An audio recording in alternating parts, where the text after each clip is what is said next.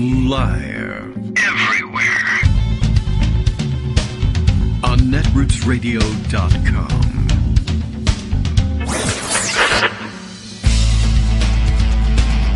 David Waldman. Kagro. In the morning. Now, here's David Waldman. Hey, good morning, everybody. How you doing? It is Thursday, August 10th, 2023. Time for another show and a big roundup of the news that's out there, and some of the news that's in here. I don't know. I guess that's the opposite of being out there, and figured I would go with it. There's a lot going on today, and I don't remember anything at all from yesterday's show. But one thing I don't remember was whether or not sometimes there's a little bit of a gray area whether we were on the air talking about something we wanted to talk about. Well, we were on the air yesterday talking about something we wanted to talk about today, or whether Greg was giving me a heads up during one of the breaks. But he did let me know that yesterday, because listening to the show, or even not listening to the show, but being on the show anyway, is like getting the newspaper a day early, even though we read everything out of the newspaper. So I've never really been able to explain that exactly, but he did tell me that there was a big Clarence Thomas story coming, and that there was some work that Republicans and other conservative lunatics were doing in order to prepare for that, trying to pre-butt and undercut the basis for some new Clarence Thomas corruption story that was due out. And I don't know whether we knew it was coming today or perhaps just in a couple of days. But here it is. I don't know whether that was the schedule or whether they hurried the schedule up in order to deal with the pre-buttal that was going on or what. But it looks like ProPublica took its time with this one and thoroughly reported it just like they did the first bombshell. And from the gist of it, or from the looks of it, the gist is that Clarence Thomas has taken many more free vacations on the dime of billionaire pals. He's just got a lot of them than most people have previously realized. And apparently it's just his regular mode of travel. I think I saw the number bandied about 38 or some odd trips that they know of already that he's taken on other people's dime. And that some of them are highly questionable. Really, all of them are pretty questionable. I don't know. I've taken 38 vacations, period, no matter who's paid for them. But he's taken at least 38 that they know of, paid for by, just people with billions of dollars who happen to wander by his home and befriend him on the way. So, that's pretty exciting. We'll have to go over some of that. And I've even seen other people pointing out that this has been a long-standing habit for Thomas, that even while he was, prior to his being a federal judge, when he was at the Equal Opportunity Employment Commission, he was in the same habit, and that he would, though he wasn't able to get billionaires to pay for his travel, he apparently must have abused the official travel system to some extent. There was somebody tweeting an excerpt from, I guess, a book about Thomas, saying that at one point while he was EEOC commissioner, he wanted to travel up to Boston for a Mount Holyoke event, and that was really why he wanted to go there. But in order to get the commission to pay for it so that he didn't have to pay out of his own pocket, he conjured up some excuse. And the excuse turned out to be while he was in his hotel room in Boston having a shrimp dinner from room service, he summoned a local EEOC employee to his hotel room, which is suspicious all by itself, and then had him sit there while he ate his shrimp dinner with his buddies, and didn't even ask him any questions about department business or anything like that. That was just, well, I met with him, so there's the cover, and that's why EEOC has to pay for my trip to Boston. So, seems pretty exciting. And yeah, looks like Greg has already dug up the reference to 38 vacations, so we have that number correct. And there's more details to come. I'm sure we'll talk about it, since he was ready and raring to go with it yesterday, although we didn't have the piece in front of us. But now we do. There's yet more, of course, from indictment world. We are awaiting still more from indictment world in the future, so that remains a viable option for news discussion. And we have almost gotten to the conclusion of what now has become a serialized event, reading through the New York Times Magazine's in-depth look back at the last couple of years of Loudoun County school board politics. That ties right into everything else in the world, including Florida's destruction of its own educational system as well. Lots happening down there that we need to catch up on. But luckily, we have both today and tomorrow to do that. So we can wing it and still get most of the stuff on the record, I think. But we'll still be behind because there's an awful lot of horrible destruction going on out there.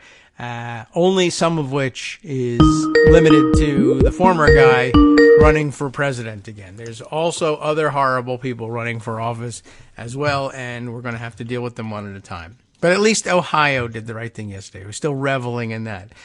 So let's begin with that. Good morning, Greg. How are you?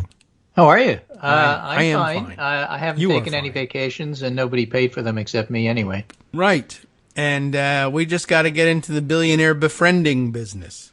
Yeah. It's obviously Clarence Thomas is just a lovely guy that everybody loves.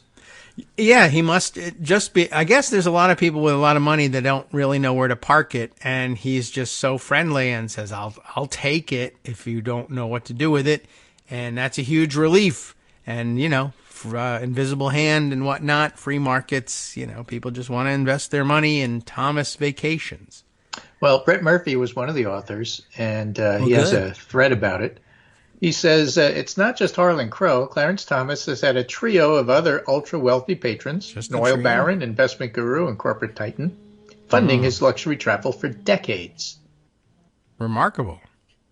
He says, each of these patrons appears to have come into Thomas's life after he was appointed to the Supreme Court, one of the most powerful sacrosanct government positions in the country. By the numbers, here's our accounting of all the trips he's gotten since the 90s. It's the most comprehensive to date, but surely still an undercount. And don't call me Shirley.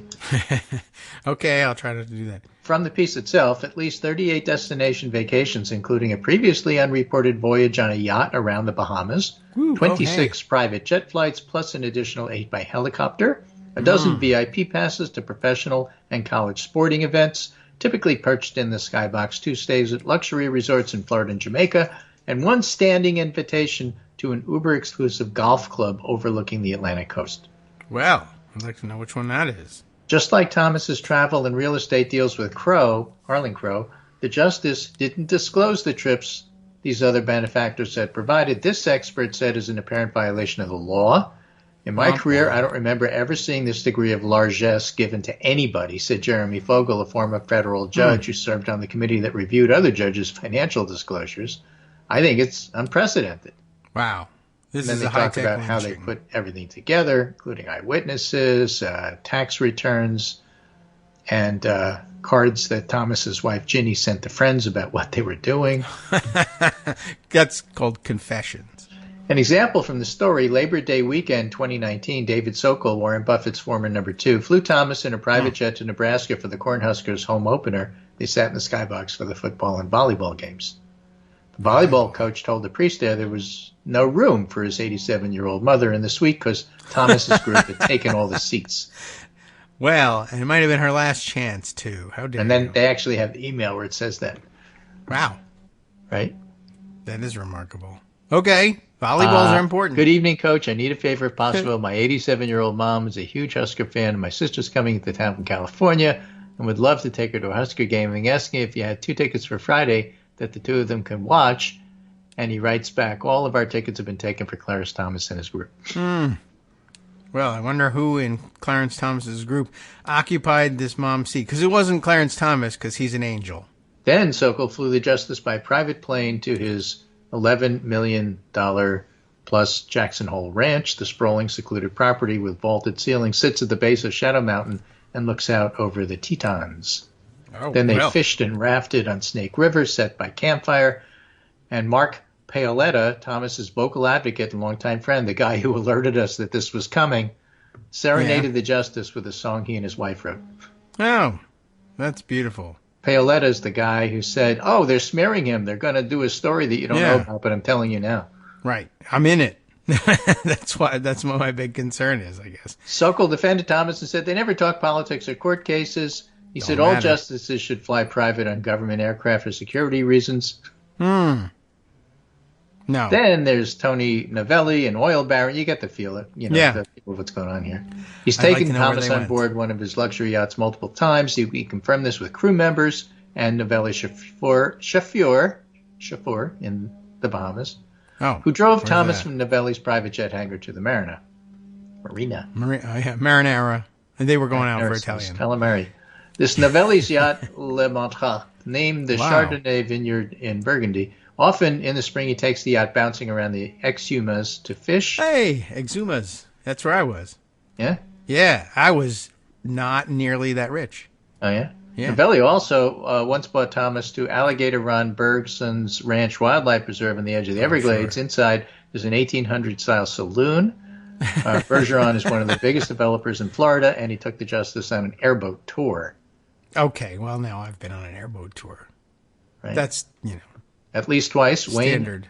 Wayne Huizinga, the billionaire behind Blockbuster, Waste Management, and AutoNation, sent a private 737 jet. He has to pick up Thomas and deliver him to Florida. Thomas was a frequent flyer on that aircraft. Wow. And, they show a picture of the inside, and it's luxury all the way. Oh, all right. Like Jeffrey, what's his name? Trump's friend. No, Epstein. Frequent flyer, yeah. I'm just saying they flew who owned the Dolphins, Panthers, and Marlins, liked to bring Thomas to the games in training camp, and they'd often take the helicopter. The Justice also stayed at Huizinga's luxury resort for a party the billionaire was throwing in his private hangar at the airport. And there's the golf club, and, it just goes on and on and on. Huizinga died in 2018, and his son didn't respond to questions. Oh, well. But Thomas once said, we're in a society where everything is quid pro quo. Oh, he said that. He said that. I don't do anything for them, and they can't do anything for me. I see. It's this society is everything is quid pro quo, and therefore I don't do anything. Right? Yeah. All of those people are doing quid pro quos, but not me. I'm in a yacht. I can't fault them for wanting to go to the Exumas in a yacht. It's a great place to yacht too, I imagine. And I saw a lot of people doing just that. I don't know. Maybe Clarence Thomas was on one of the boats.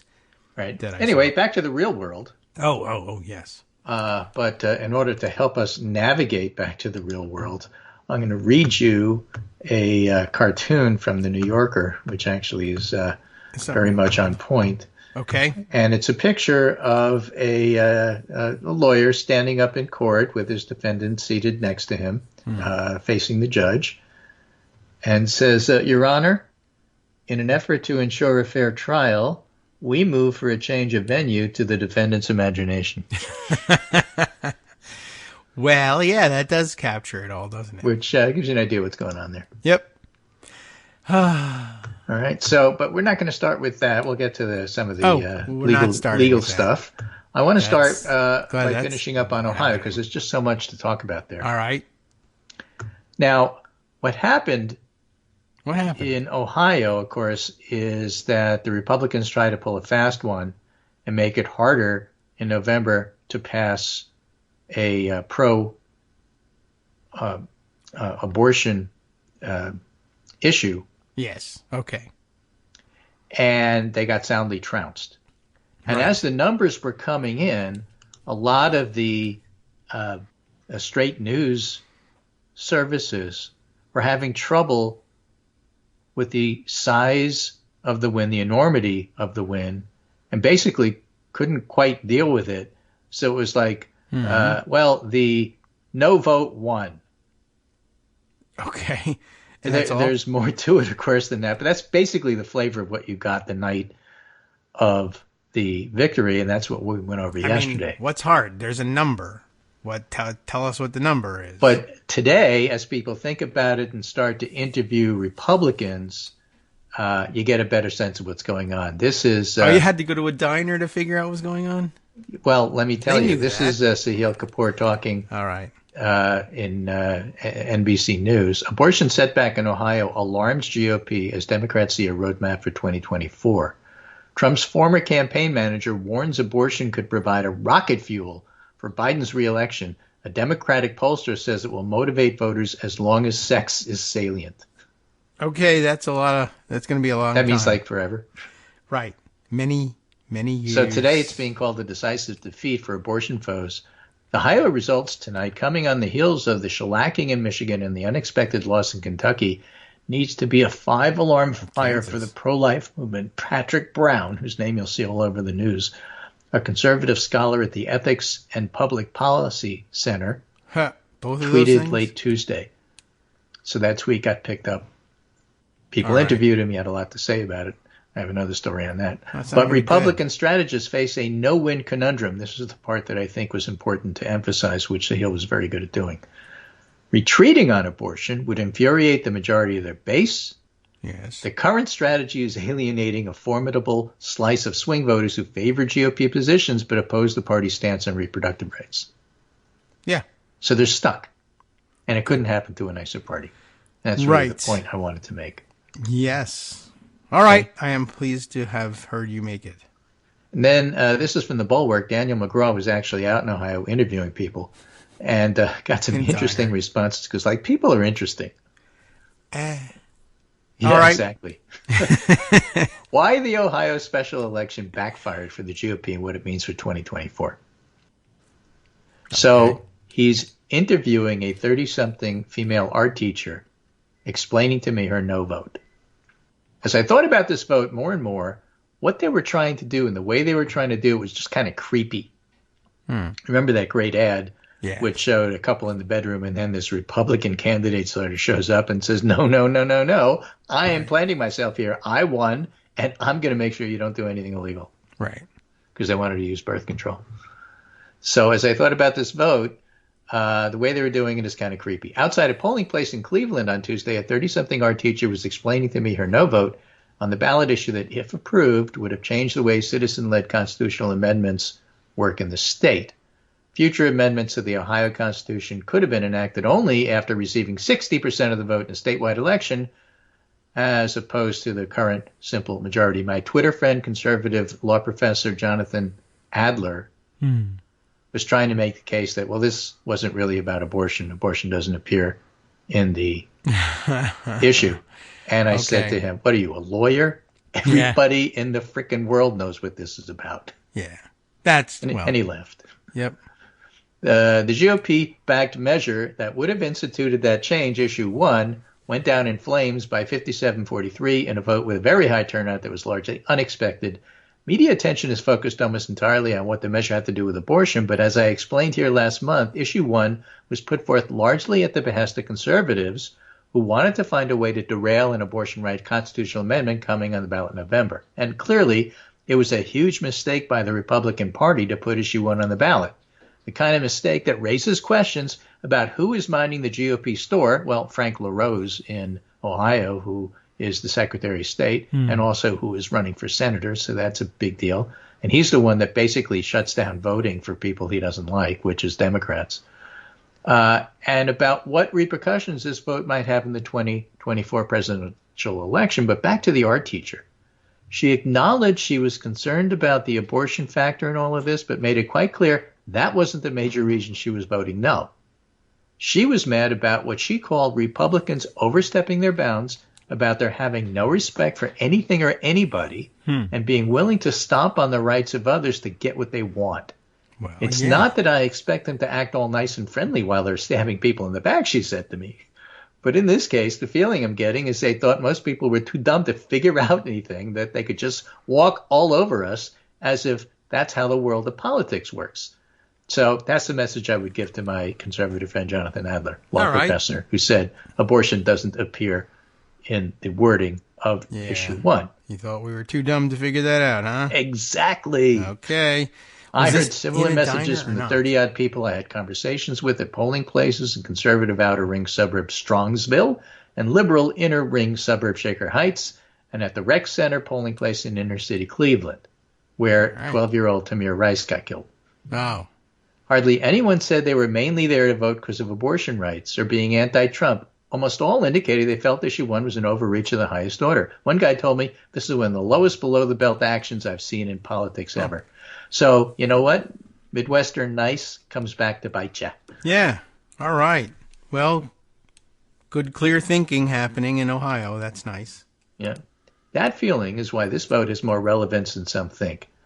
This wasn't a vote on some arcane constitutional procedure. It was a don't F with me like this vote. Yeah. Robert Alexander, political scientist at Ohio Northern University, which, by the way, had a terrible poll which said it was tied, and the director of its Institute for Civics and Public Policy, so those are his credentials, agreed that the issue 1 results are an indicator the GOP is badly misreading the public in Ohio. Wow. And you guys are badly misreading the public. Yeah. Polling. No, none of you can read.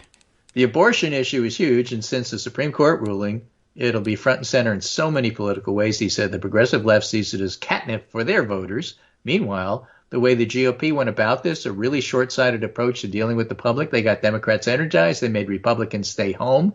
It's hard to do both of these at once, but they did. Well, actually, that's not really true, because the turnout was record. So it wasn't that anybody stayed home. I don't know that they stayed home. They came out and voted no. What the voters said to the Republican Party in this election is, don't treat us like fools. Okay. And I think, not the guy who wrote the article or the art teacher, is that's how the 2024 election ought to run. Biden said, you folks aren't fools. Here's what's going on. Yeah. This guy tried to overthrow the government, and he's trying to tell you he didn't. Yes, it was only aspirational. Don't let them play you for fools again. Yes, just leave out the again because that's insulting. Right. Well, it's a good message, and I mean, if it can carry over from Ohio, it's perfect because, I mean, the whole Trump defense to all of the charges he faces is basically wink, wink. I never actually said that magic word. I just wink, wink, nudge, nudged. And played a mafia boss like I see on TV, thinking that was real and you couldn't get in trouble so long as you just said, did you take care of the thing? And they said, it's all taking care of the thing. And you're not allowed to. Just, no amount of proof can prove. I meant the lollipop that I liked from the candy store. Oh, you can't prove, Okay, sure. So wink, the wink. author says, it'd be fair to say the issue 1 vote, that's issue 1 was the name of the thing that was on the ballot. Right. And Ohio took care of the thing. Right. This highlighted several problem areas for the GOP, which he's trying to make the point is a national issue. And that Trump is at the center of all of them. Misreading the electorate in lazy ways, having no party leadership in place that can tell certain factions of the coalition to go sit in the corner, and confusion about how abortion will affect the GOP women vote. First, the Ohio GOP gave this issue the status of an August special election, even though they had said earlier in the year they wouldn't permit elections in August anymore. Right. Then they started claiming outside interests are hurting all Ohio voters and that passing issue 1 would save everybody's political souls.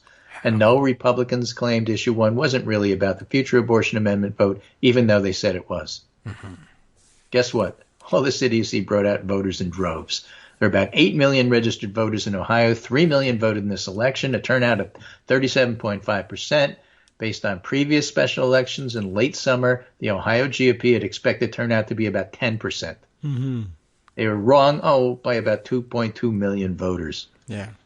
Well, now they can say that, we were right to bring back the August special election after all, because it isn't low turnout. So let's undo that law.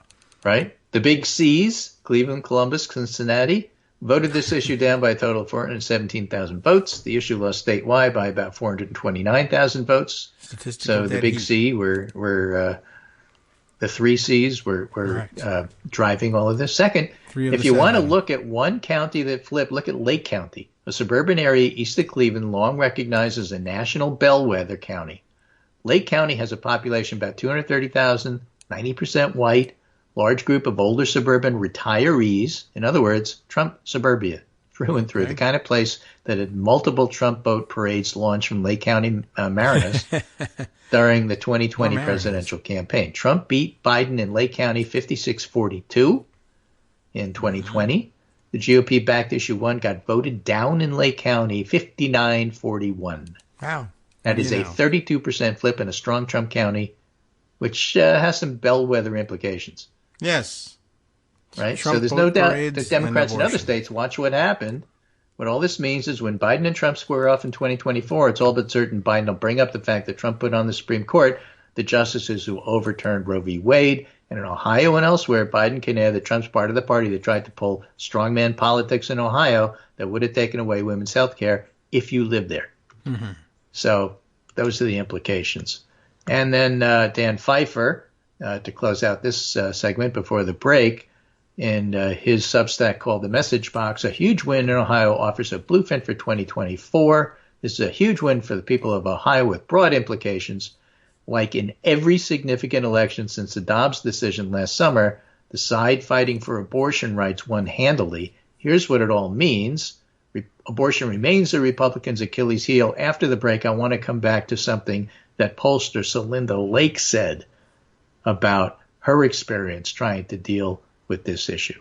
Mm-hmm. And Dan Pfeiffer goes on to say, rigging democracy is the GOP's plan going forward. That has to be highlighted. It's a good sign for Sherrod Brown. Keep it on the agenda. And the work isn't done in Ohio because they want to bring it back. Okay. Well, all those things are real and true. Mm-hmm. And some of them were even probably discovered in a diner, so that validates them. I mean, he didn't specifically say that he was in a diner, though. Well, everybody in Ohio eats in diners. Right. There's no kitchens. There's no kitchens. Right. Okay. Well, we've discovered... well, I'm glad that they profiled this. It was interesting to hear where they were asking about it. I love being reminded of Trump vote parades as well. So, all right, lots of exciting stuff. We got another whole world to round up in the next segment. But first, 2 minutes Still to a little regroup. bit more on Ohio. Oh, okay. Well, excellent. There's a lot of diners there and, 7 million voters. So, okay. All right. Well, we only got to 35% of them so far. We got to talk about the rest of them.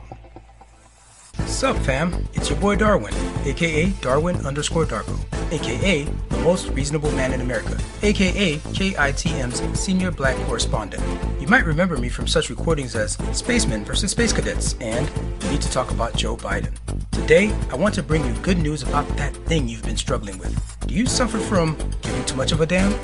Do you turn on the series of tubes and find yourself outraged at the particular way some news organization strung some sentences together only to realize, nope, this is not some fictional hellscape? Well, guess what? You no longer have to accept the life of giving too much of a damn. You can do something about it, because even you, yes you, can be a show contributor. Now I know what you're thinking. Hey, Mr. Most Reasonable Man in America, I'm not some professional podcast talking guy. Don't worry about it. Do you have a smartphone or some other electronic recording device? Well, that's all you need. You too can have a segment where you can read us an important article and give us your take. Read one of your own original essays, or even just give us your commentary on something you'd like to share that's important to you. Fair warning though, side effects may include general punditry, having opinions and hot takes, getting stuff off your chest, and hearing your own voice. If your recording lasts longer than 5 to 7 minutes, please consult kagrox@gmail.com. That's KAGROX@gmail.com.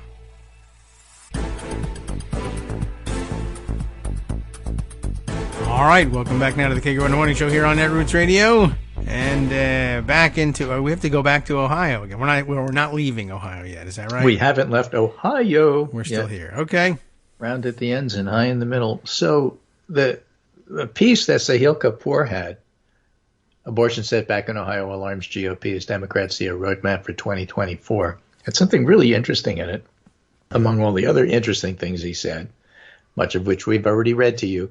But he talked to Celinda Lake, a Democratic pollster, and she tells a story which was confirmed by other people online who saw similar things in their own experience. Mm-hmm. And that is, back in 2016, Celinda Lake said, I was doing focus groups in Michigan with women, and I said, Donald Trump is going to defund Planned Parenthood. And the women said, no, he's not. That's ridiculous. Mm-hmm. And I said, I can show you the clip on TV.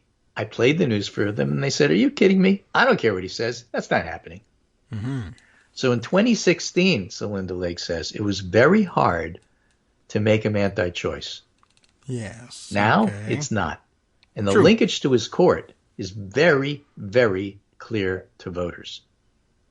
So there you have people who are potentially persuadable back in 2016. All they saw is celebrity Donald. Mm-hmm. They didn't believe bad things about him because they didn't want to. And now they have to. All right. And they've had, some 6 years or so, 7 years to digest all of this. And it's now a lot easier to say, you know what? When Donald Trump says he wants to do bad things, he has done bad things. That is like true. He tried to overthrow the government, for example. He's been indicted. This isn't just like talking. He's not just on TV saying things because it's cute and funny. Yeah. And people are very receptive to that now in a way that they absolutely were not in 2016. That is true. I would imagine it has to be true. Yeah. So anyway, so I thought true. that was quite interesting. Yep. I would say so. All right. Well, good. I don't know. I guess people have had their faces eaten by leopards. Yeah. After your face is eaten by leopards, you're willing to consider the possibility that the leopard might actually eat your face. That's right. So, okay. I mean, I think if you can still vote after your face has been eaten. I mean, you have the sheep pointing to the big billboard where the wolf is in a suit and tie saying, I will eat you. And the sheep says, he tells it like it is. It's such a great cartoon. But now the other sheep say, I think I know what that means. Yeah. And, and now the wolf is saying, it was just aspirational. Yeah. Politico has this piece, Staggering Ohio Loss Ignites an Identity Crisis Within the Anti-Abortion Movement. Also an interesting piece by Alice Miranda Olstein. We're going to have to live with messier compromises going forward or risk this happening again and again, said, wait for it, Patrick Brown, a fellow at the Conservative Ethics and Public Policy Center, who called Tuesday's result a 5-alarm fire for the pro-life movement.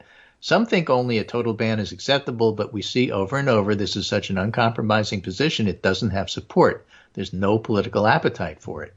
This soul-searching on the right shows how fractured the anti-abortion movement remains on both tactics and messaging, and whether and how anti-abortion groups who calibrate over the next year could have massive implications not only for the outcome of future abortion rights ballot initiatives, but for Republicans up and down the ballot who back restrictions on the procedure. It's killing Ron DeSantis' presidential hopes, for example. And on the other hand, the Susan B. Anthony folks aren't backing down at all. SBA, as they're called in the press. Oh, really? They think everybody ought to double down. And the only reason they lost is outside liberal interests from communists and hippies and all that other stuff. And so you have people like Patrick Brown who are trying to be rational and say we got to elect the most conservative person who can win, who's being shouted down by the Susan B. Anthony people who say you got to be pure, and if you're not pure, we are going to destroy you. And so that's what's happening in the anti-abortion movement. This is the dog that caught the car. They literally don't know what to do. Yeah. That's interesting. It is. Been speculating about this for years. Mm-hmm. Now we see it happening. Mm-hmm. Okay. Yeah, and it couldn't happen to a nicer movement. Right. All right, Trump. Trump says he won't sign the RNC loyalty pledge required for a debate. He says he'll tell us next week what he's going to do, but he won't sign the debate pledge. Okay. That means one of two things. The obvious thing would be, well, that means he's not going to debate. Nobody thought he would. Why should he? He's head and shoulders above everybody else on the Republican side. Let the little people, let the children debate at the children's table. Sure. That's my take, and that's what I thought he would do. But this is the RNC. Yeah. It is entirely possible. You're going to laugh at this. Oh, boy.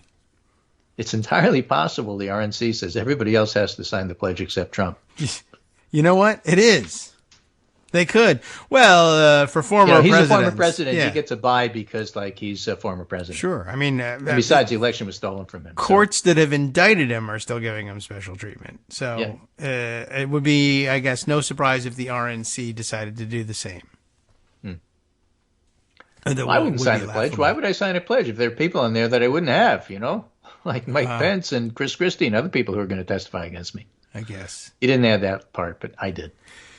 I mean, I can name 3 or 4 people I wouldn't support for president, he told Eric Bolling. So right there's a problem. Okay. Well, I mean, And besides, Asa Hutchinson and Chris honest. Christie would ask me nasty questions at the debate. It's not clear Hutchinson's going to make it. Now, Well, he should. Tim He's a Scott free and spot. Vivek Ramaswamy is very nice, even though Mike Pence is attacking Ramaswamy for saying he wasn't sure about 9/11 conspiracy theory. Oh, And Mike Pence said, I'm deeply offended by what Ramaswamy said. okay. That's nice to know. Nobody cares that Mike Pence is deeply offended, by the way. It's not deeply anything. Right. Interesting story here in Rolling Stone. Trump's allies prepare for indictments in Georgia probe. They're coming for everyone. It's not just Donald. Sources say Fulton County District Attorney Fani Willis is likely to induct a number of his associates involved in attempting to overturn the 2020 election. All those co-conspirators and a bunch of other locals who were the fraudulent electors. I prefer that to fake electors.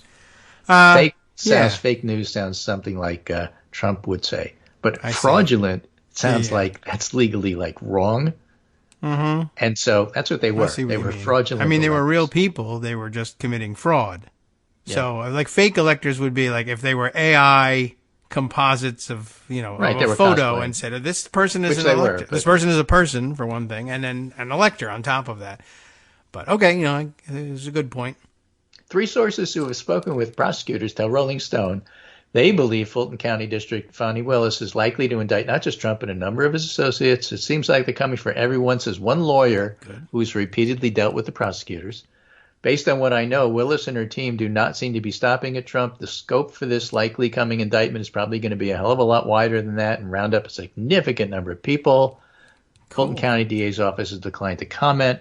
Trump is running ads in the Atlanta area attacking Fani Willis. Fani Willis told her office, do not respond. Do not pay attention. We are professionals. We don't like or dislike the people that we work with here. We're simply doing our jobs, and that's the approach I'm taking. I don't care, and that's the approach you should take from now on. All right. I guess that might work. I don't know what else you're going to do. It's as good a thing to try as any from a professional standpoint for an elected district attorney. Trump's team is in part basing their expectation of wider charges in the subject matter of prosecutors' witness grillings, as well as what the DAs asked for. These inquiries include granular details of what certain Trump allies were doing in the weeks following Election Day. Figures of particularly high interest have included, but aren't limited to, Kenneth Chesebro, John Eastman, Rudy Giuliani, and others.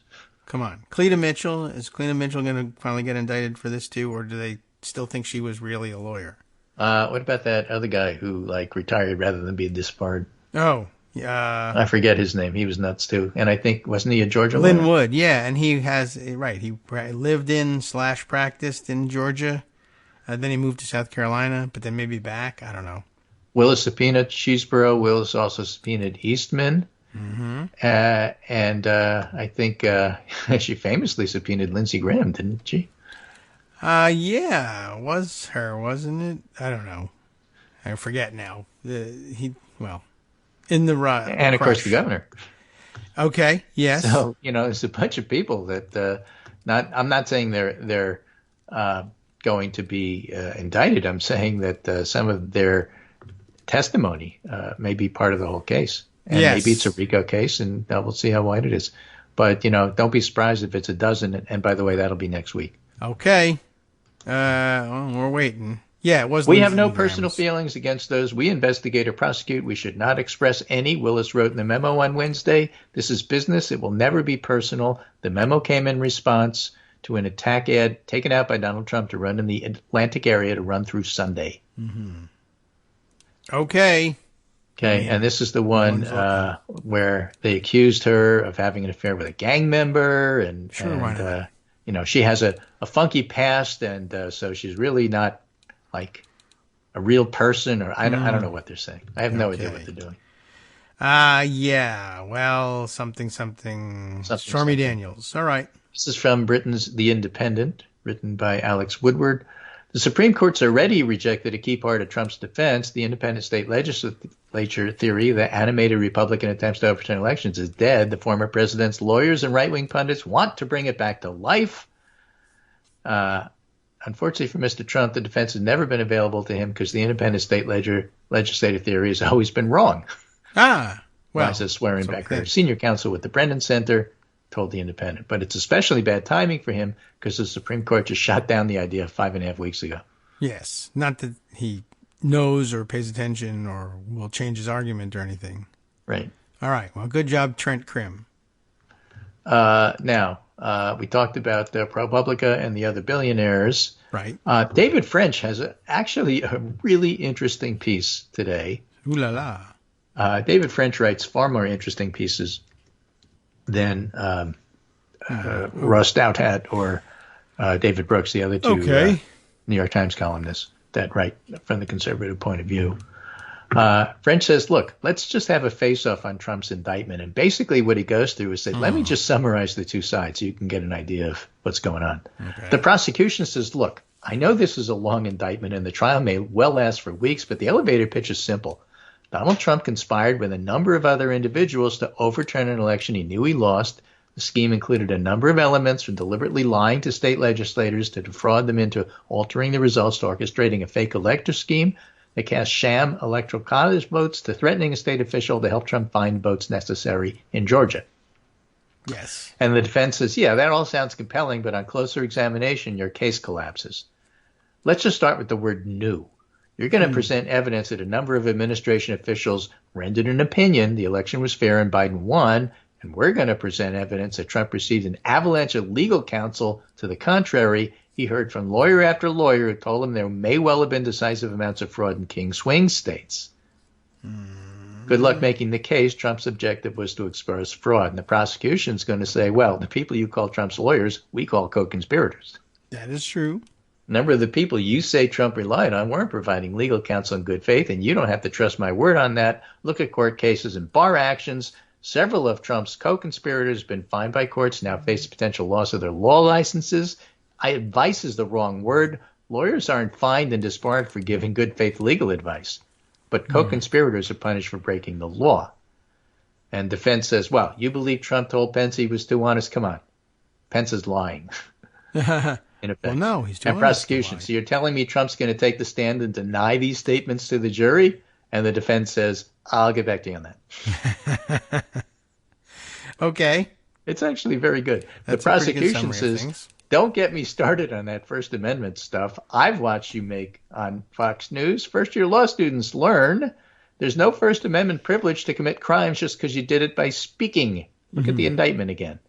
And the defense says, we're talking about court precedents, are we? The key precedents you cite are old. They're all like Thurgood Marshall era. Let's just say his jurisprudence is out of fashion with the court's conservative majority.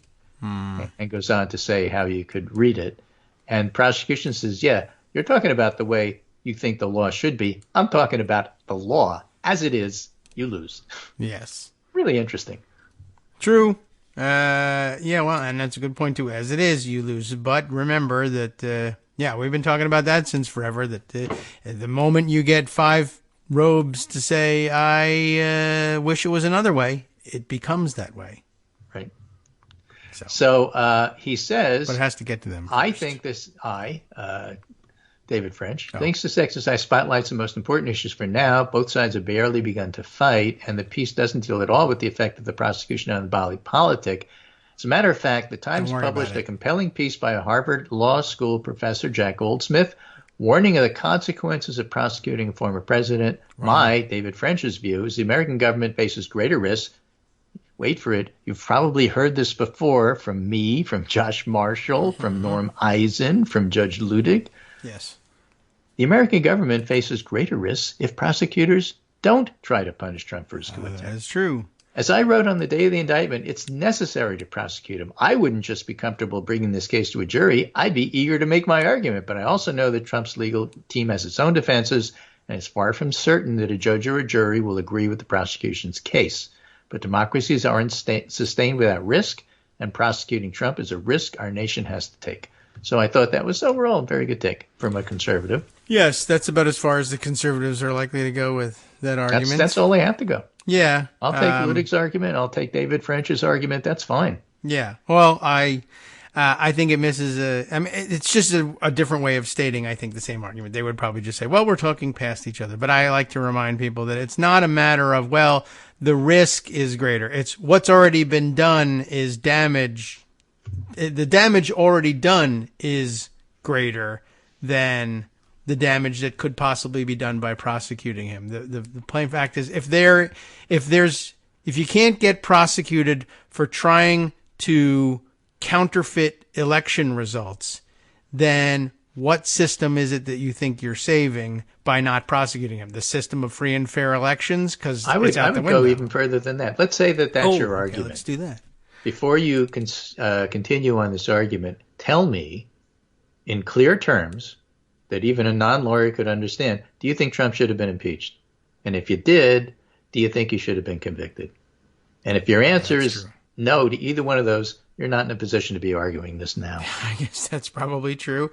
And if the answer is yes, and then you note the fact that... And if the answer is yes, then what are you talking about? Yeah, despite the fact that everybody knows he should have been impeached and should have been removed, and therefore barred from federal politics forever, you might ask yourself, well, what do you do in a situation where purely for partisan reasons, the bulk of the Senate, the bulk of the Republican Party in the Senate that had the responsibility in its hands to execute this, said no, and we want him back again. And even though they really didn't. Dealt with this, and he said, I don't want to vote to impeach him because I think he ought to be convicted in court, basically. Yeah, right. And so here's the court. So here's the court, and McConnell hasn't said, this is a hit job. Yeah. He hasn't said a thing, actually. Right, because there's no way to kick this can. He already said what he had to say. Yeah, it should be done in court, and here's the courtroom trial, and now he too has caught a car. You know, like the anti-abortion forces. Well, it ought to be banned. Well, now it's banned, and everybody hates it. Senate and House are different. Okay, well, don't turn one into the other, or something. And certainly if you can't don't turn the Senate into the House. Yes. You can turn the House into the Senate. I don't care, but don't turn the Senate into the House. Right, and they tried to turn Ohio into the Senate. That didn't work either. No, they tried to turn Ohio into the House. Into the House? Even worse. Well, a House idea, but then I thought the interesting thing was they picked 60% as the threshold. Felt like turning it into the Senate. They picked the idea that we have the gavel and we'll make the rules however we want to make the rules. So they turned it into everything. That's more House than Senate. That part is, yeah. I guess that's true. The 60 vote thing is the 60 vote thing reminiscent of the Senate. But making up the number the day before or 15 minutes before the vote, that's House. Yes, as is making up these are the people we think should be the electors. And we think that we have enough votes to just make them the electors. So speaking of the House, they really seem to be hell-bent on indicting Biden, even though there's nothing to indict him for. Well, they can't indict, so fine. They just want somebody else to indict him. They want to impeach him. Yes, that they can do. But that they think they can do. I'm not sure that they can do. I don't know if they have the votes. They're supposed to be allowed to do it. Yeah, whether or not they have the votes to do it is another question. They don't know if they have the votes to do anything. Well, they've already decided he's guilty. That's why I used the term indictment. Kevin Cruz looked at this, had a nice tweet storm on this. He said, look, the House GOP has been riling up its base by repeatedly insisting it has the goods to get Joe Biden. Yeah. And this works fine in the short term, but repeatedly overpromising and underdelivering is only going to make the base mad at them more than anything else. This is an argument that this is not dissimilar to the abortion issue. Okay. All right. Because they're screwed. If they back off on abortion, their base gets mad at them. If they go ahead, they alienate everybody. This is the same dynamic here. Mm-hmm. Okay. You can see this with today's tweets from the Oversight Committee, which was yesterday's. It's framed as a huge hit on Biden, but once you read it, it's clear the Biden family and associates. Yes. And that is a load-bearing beam. It's a showy announcement meant to suggest much more than it's actually there. But the base doesn't get that. They're riled up and they expect action. Right. Action that Republican politicians can't actually deliver because they, or at least their very patient legal counsel, understand there's no there. So there's lots of quote tweets and replies on the tweets demanding, so what are you going to do about it? Right. And the answer is nothing. I don't know. Because if they impeach, the nothing burger becomes obvious. And if they sit on it, hoping rumors hurt Biden, the base will be furious that you didn't do anything. Yeah. So it doesn't seem like the smartest plan to me, says Kevin Cruz. But then again, trusting a pair of clowns like Jim Jordan and James Comer to lead congressional investigations didn't sound like a smart plan to me either. Right. And Eric Michael Garcia writes, the clearest example of this comes in the 1998 midterm after Republicans failed to boot Clinton. The House GOP lost seats. Neither party had a net gain in the Senate. One person who remembers that, Mitch McConnell. He was Republican Senate Committee Chairman and RSC Chairman in charge of winning the election. And he hates the idea of a Biden impeachment. Yeah. Well, I'm sure he hates a lot of things. He's just but, it's just the point is it's going to turn out to be a lose. It's painful to watch, painful to go through, but it's going to turn out to be a lose-lose for Republicans. All right. I can live with that pain. So long as we just get right to the lose part. Yeah. Well, speaking of losers, let's just mention Ron DeSantis. All right. He is one. That's all I have to say. Oh, okay. I thought there was a story behind that. Well, there is, but, it's not as important. One. It's just mentioning DeSantis in the same breath as loser. Yeah, okay. New 2024 strategy remains elusive, writes Reuters, for DeSantis, despite campaign chief swap.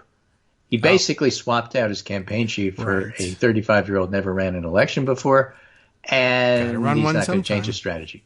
Because the strategy basically comes from his wife. Do we know who this that's who programs the robot. Something-year-old is? I mean, we must. It's probably in an article somewhere. Just no one. I'll you want to know his name? I don't know. No. Yes and no. I could figure it out. His name is James Uthmeyer, previously the governor's chief of staff. Oh, okay. All right. Well, replaced Janera Peck. Pick. And also he's bringing in 2 outside strategists. Sure. All right. I mean, it's not the craziest thing, although it's usually the pipeline works the other way very often, campaign manager to chief of staff. But, all right. He's never run a campaign before. But there's never been one like this. Conservative with no experience in national electoral politics, was chosen mainly due to his acumen as a manager rather than as a strategist. According to 2 sources close to the campaign. This is one of those, I have no experience in this industry, but I'm a professional manager and I can just walk in and run the place. All right. Sometimes that works out like the ruling Elon class Musk definitely has that attitude. It almost always fails. See Twitter. Yeah. Well, that is right. Yeah. So it can work out Elon Musk style or it can work out Moneyball style. Sometimes it just... Somebody's got something, but I mean, if it's not like he was distant from the campaign, this guy was chief of staff. Only thing standing between him and running the campaign to this point has been law. You have to have a strategy. You can't just do tactics. Yes, true. I wonder whether they brought him in an effort to control spending, but I don't know. Uthmeyer, who was DeSantis' legal counsel before he was chief of staff, has no experience with electoral politics. With him, the governor's basically imposed his will in Tallahassee, said another person close to Uthmeyer, referring to Florida's capital city. Can he accomplish the same goals when it comes to national politics? That's to be determined right now. That's probably why he likes him for this. Well, we've done so much. We've been able to pull the levers of government and run roughshod over people. Let's just pull the levers of some other entirely different system and run roughshod over people. Well, can you? I don't know. I've pulled levers. Where are these levers? So they brought in also to be deputy campaign manager David Polyansky, a seasoned political operative with deep knowledge of early nominating states like Iowa. All right. And Mark might be helpful. Reichelder, a Tallahassee-based political operative, will also take a major strategic position. So basically, they have one guy who has some national experience who's in the deputy position, another guy, along with the chief, who know Tallahassee. Okay, well... But if you're not going to change your strategy, it's all for naught. And basically, these guys have to sell to the donors. You got to keep giving us money. Yes. I don't know who had that skill, but... Okay, well... I don't either. We'll see. Bad luck to you. Yeah. There you go. That's what I hope you fail. Congratulations. Right. Yeah, and let's forever taint these names as losers along with you. Okay, great. That's a fine setup as far as I'm concerned. All right. Well, let's see. This is your last chance to sneak anything else in. Otherwise, I'm taking over. I want to sneak anything else in. All right.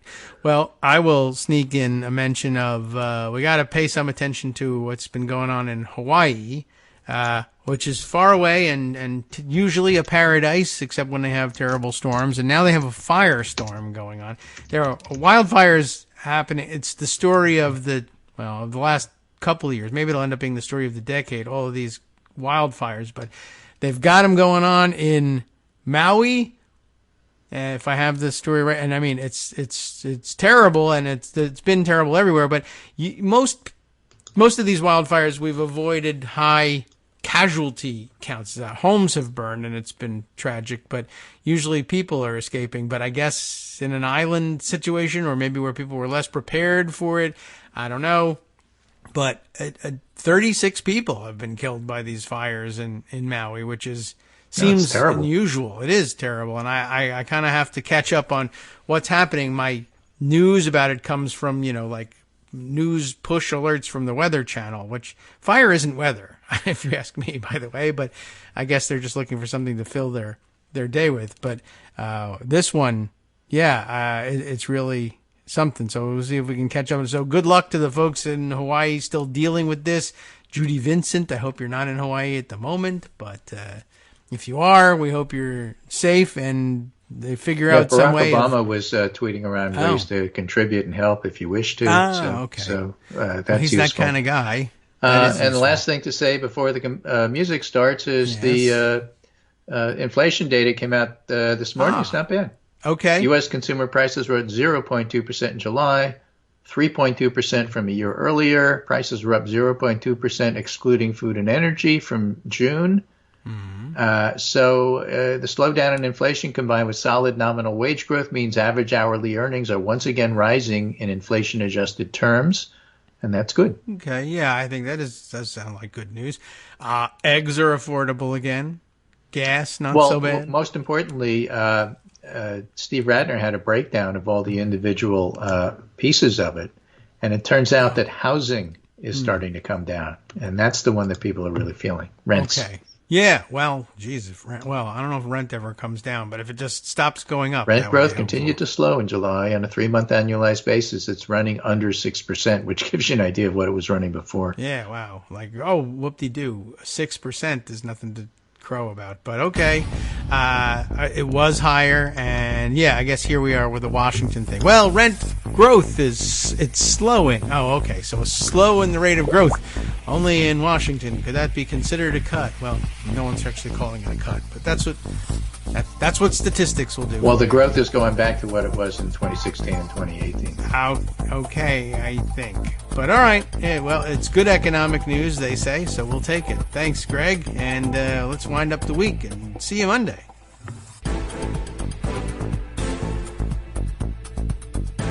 All right, welcome back now to the Kagro in the Morning Show here on Netroots Radio. I have some things to tell you about, and I don't really know what they are, but I'll get them all together and present them to you. One direct housekeeping note to one guy in particular, Darwin. I do have your emailed contribution, the segment contribution, and I found it yesterday as you sent it, but I would like to queue it up and get it prepared. And Friday, of course, is always an excellent day for things like that, as I'm all by my lonesome. And of course, changing voices from time to time is always a good idea. So just for that reason alone, it makes a good Friday edition. Plus, of course, an interesting topic and one that's not in need of necessarily of immediate notice, like, okay, well, this thing happened yesterday, but as usual, excellent commentary. I do have it. I know you were just checking on that, so I wanted to let you know that was the case. Speaking of the housekeeping, let's see. Am I up to date on contributors to the Patreon fund? You know what? I found a new donor on August 4th showed up in my email notice from Patreon, and I'm not sure if I understand exactly what's going on here, but sometimes people will contribute, and they contribute under names that are either entirely different from the way I know them from their online persona or their online names, or some slight variation. So I happen to notice that there's a donation in there now from DJ Justice. But is that Justice? It just doesn't say Justice Putnam. But on the other hand, if you said you were talking to DJ Justice, I'd probably guess that it was Justice Putnam. And so I don't know. We thank you one way or the other. And if it is Justice Putnam, what are you doing? You don't need to contribute. You contribute every morning by just getting up and turning the show on. That's the biggest contribution you could possibly be making, or that anybody is making. But I guess I would say, if it's not you, welcome new person, DJ Justice, to the family. And if it is you, hey, thanks. We should do that. And we should do that. I should reciprocate as well. And if I'm not mistaken, Netroots Radio have you got a Patreon? You've got a Patreon account as well, right? So that should make it an easy thing to do. I guess I could have checked that and see, is it registered to DJ Justice somehow? But all right, I believe that brings us up to date on all of the people who have become new contributors or boosted their contributions lately. Well, I will tell you this once again. We have one college career wrapped, and we have another college career about to begin, and that means paying tuition. And although we're doing ourselves every favor we can by way of in-state tuition, and Virginia to date has done a terrific job in putting that system together, Glenn Youngkin has another year or so to tear it apart, and who knows who he's getting advice from on that. He's still fighting the public schools, the K through 12 public schools. So hopefully he doesn't turn his attention to the colleges. But if he's trying to find space for himself in the Ron DeSantis lane, then he might, because Ron DeSantis, of course, is continuing his march toward the destruction of everything. And here, I guess, now that I've gone in that direction, I can point to a couple of stories that have emerged in the last few days. Let's see. There is one, the insanity of the latest versions of, I don't know, whatever rules DeSantis seems to be interested in imposing on Florida. I guess the thing that I have been sitting on for the longest is that after banning AP African American Studies, is that right? From the curriculum in Florida's K through 12 schools, because it's too woke, I guess. They're now trying to, or have already said they're going to ban the AP Psychology course. Now that's one that my kids, that was available to them, and at least one of them I think actually took AP Psych in high school. And so it's getting to the point now where they're endangering the ability of Florida's best and brightest to compete for admission to the elite schools, or any schools at all that the kids might want to apply to, by limiting their curriculum choices. There's going to be a lot of kids who have taken a lot of AP courses, and one by one they're going to remove the AP courses, I guess, from circulation in Florida. I think the claim here was, as part of the AP Psychology course, there is some discussion of current psychology topics like transgender issues and LGBTQ issues, which come into play all the time and belong quite properly in any actual serious discussion of psychology and what it's all about. But because any discussion of anything that makes them uncomfortable makes Republicans want to ban things or outlaw things, they've gone ahead and done it. I think, I don't think I even have the original story available any longer, but I have the statement from the College Board on it, which isn't overly lengthy, I guess. But, let's see, the statement on AP Psychology in Florida from the College Board, and then statement from the Development Committee responsible for guiding the AP Psychology course. And together they're rather long, but we are sad to have learned that today, and this was dated August 3rd, the Florida Department of Education has effectively banned AP Psychology in the state by instructing Florida superintendents that teaching foundational content on sexual orientation and gender identity is illegal under state law. The state has said districts are free to teach AP Psychology only if it excludes any mention of these essential topics. which of course is straight up censorship. The AP course asks students to, quote, describe how sex and gender influence socialization and other aspects of development. It's not like some sort of, they usually like to say, well, they're making them discuss sex in class, and they're not. Only sex in the sense that it refers to gender. But okay, this element of the framework is not new. Gender and sexual orientation have been part of the AP psychology course since the course launched 30 years ago. As we shared in June, we cannot modify AP psychology in response to regulations that would censor college-level standards for credit, placement, and career readiness. Our policy remains unchanged. Any course that censors required course content cannot be labeled AP or advanced placement, and the AP psychology designation cannot be utilized on student transcripts. To be clear, any AP psychology course taught in Florida will violate either Florida law or college requirements. Therefore, we advise Florida districts not to offer AP psychology until Florida reverses their decision and allows parents and students to choose to take the full course. We have heard from teachers across Florida who are heartbroken that they are being forced to drop AP and instead teach alternatives that have been deemed legal because the courses exclude these topics. The American Psychological Association recently reaffirmed that any course that excludes these topics would violate their guidelines and should not be considered for college credit. The APA has given this direct guidance to organizations that have agreed to this censorship. Similarly, American Council on Education President Ted Mitchell has said it strains credulity to believe that our reviewers would certify for college credit a psychology course that didn't include gender identity. The state's ban on this content removes choice from parents. Removes choice from parents and students. Coming just days from the start of school, it derails the college readiness and affordability plans of tens of thousands of Florida students currently registered for AP Psychology, one of the most popular AP classes in the state. AP is recognized by thousands of colleges and universities across the United States for admissions, scholarships consideration, college credit, and advanced standing. More than 28,000 Florida students took AP Psychology in the 2022 to 23 academic year. The AP program will do all we can to support schools in their plans for responding to this late change. It really does, of course, ram a wrecking ball through school planning for the year just weeks before school comes back into session. There are thousands of kids who have registered for AP Psych who now have to find some other course to take.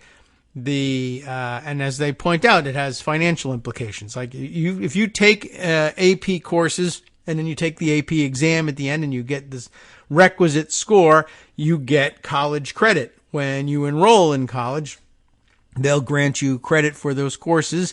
And in some cases, you can take, there's no limit in most cases, except the offering of the courses, how many AP courses you can take. And, some kids put together enough credit to, through AP courses over their years in high school to, equal, or approximate the 30 credits that they might earn in their entire first year in college, and are able to enter college essentially as sophomores with 30 credits under their belt. And that takes care of a year of tuition right off the top. Then, of course, you can also win scholarships from outside organizations, from the schools, from whoever, who might be offering it based on test scores and other factors. But you lose out on the opportunity to have other people pay for the 3 years you have remaining. It can make a tremendous difference if kids can earn enough AP credits while they're in high school. And to take out one of the most popular ways of doing it is foolish, to say the least. So at any rate, I just wanted to kind of note that was going on. And now I'm trying to remember, what was the other story, the more recent story that I had about what was going on? Oh, yes, right. The parents' rights thing, since we were connecting things back to Loudoun County, et cetera, et cetera. Before we go back to that, quite right in noting this nonsense about parents' rights and how thin a veneer it really was all along. Waldo Jaquith, a denizen of online platforms of various sorts, but in this case on Mastodon, pointing out, yeah, the parents' rights fig leaf got removed pretty quick, huh? And he's referring here to a New York Times article about the other latest debacle in Florida education. This one written up in the New York Times. Florida schools try to adapt to new rules on gender and bathrooms and pronouns. As schools start, it's been more paperwork, a culling of reading lists, as well as new regulations about bathrooms, because fake story from Loudoun County, etc., etc. What in particular is he referring to?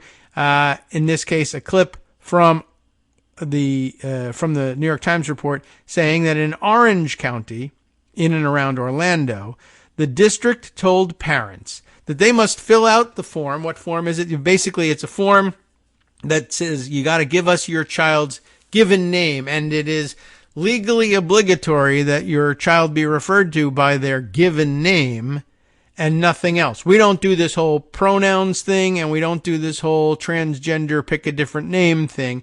You'll go by the name that's on your birth certificate. Ha! That'll show you law and order. But then, of course, they've just begun to realize, oh, well, that also means that if your name is, as they say in the example here, Robert, but you go by Rob or Bob or Bobby or anything of the sort, or, you know, Jack if your name is John or whatever, right? That means, yeah, you're not allowed to be called, according to the way the law is written, you're not allowed to be called Rob unless your parents fill out a form giving the school permission to do so. But not only is that super stupid and dumb, and yeah, now you have to have paperwork. I have to fill something out in triplicate in order to be the same person by the same name that I've always been in K through 11 in my 12th year here. Okay. 13th year, I guess. But not only is that stupid, but school staff members, it says, may elect not to use she or her pronouns. Let's say if your child is on the birth certificate as Robert, but now goes by Roberta because they're transitioning, they may elect not to use the pronouns that the parents designate when referring to Roberta, according to the school district's attorney, John C. Palmerini. I guess one of the things that they decided to do as well. Okay, what do we do if we're going to respect the rights of parents, but what if some of these parents are actually in favor of transgender protections, or they have a child who in fact requires those protections, and they say, we want you to call our child Roberta. Well, apparently that doesn't work either. Oh, parents' rights only goes so far. We actually don't want to honor the rights of those parents. We want to honor the rights of the parents that we agree with. Now, that's not the only debacle, of course, but it's among them. And they basically didn't think the whole thing through, and that's no surprise to anyone. Florida schools try to adapt to new rules on gender, bathrooms, and pronouns. That's Dana Goldstein reporting for the New York Times, and I'm wondering, maybe we hold on to this one, turn around, go back, finish in Loudoun County, which I still think underlies all of this, and then we can begin to lay out the parallels once we're finished with the story from Loudoun County. Now, where we left off is going to require some scrolling, but I think we're going to be able to identify our place in the story pretty quickly.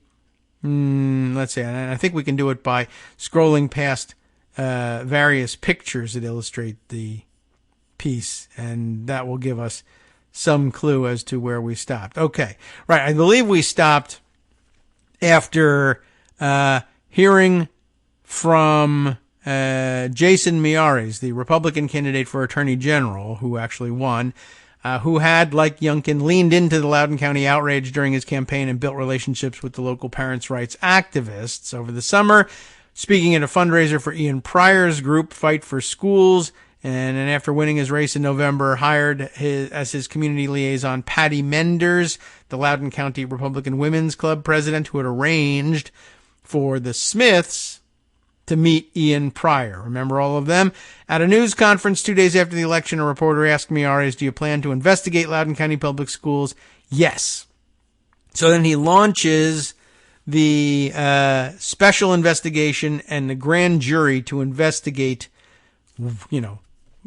or to hand him the results he wanted in order to further demonize the school board and for that matter, the parents of Loudoun County. But they were disappointed. Miyares asked for a special grand jury to be impaneled, and when that special grand jury's report was unsealed, the direct line from politics to tragedy that he had promised was nowhere to be found. Remember that?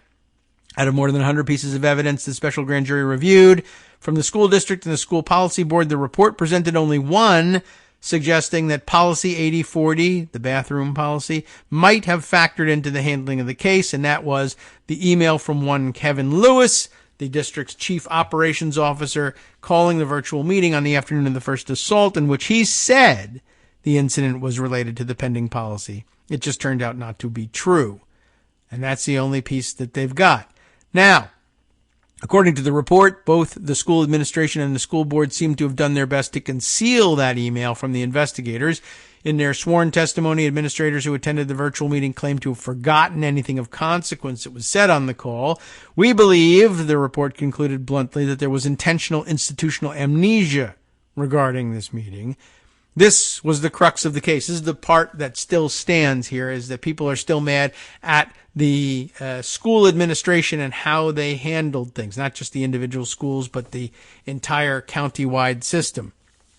Depending on one's politics, and this was, I thought, a good statement of the case, the administrator's behavior was a validation of the parents' rights activists' allegations, or run-of-the-mill bureaucratic defensiveness, or justifiable, this is interesting, outmaneuvering of an inquiry that the school officials by that point had good cause, I would say, to view as a partisan fishing expedition.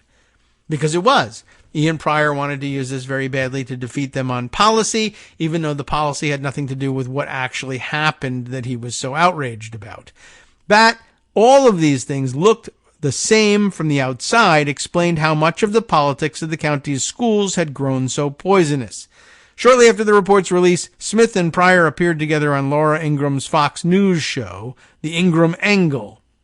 Smith seemed deflated by the report, which pretty much told us what we already knew. There's nobody held accountable by name.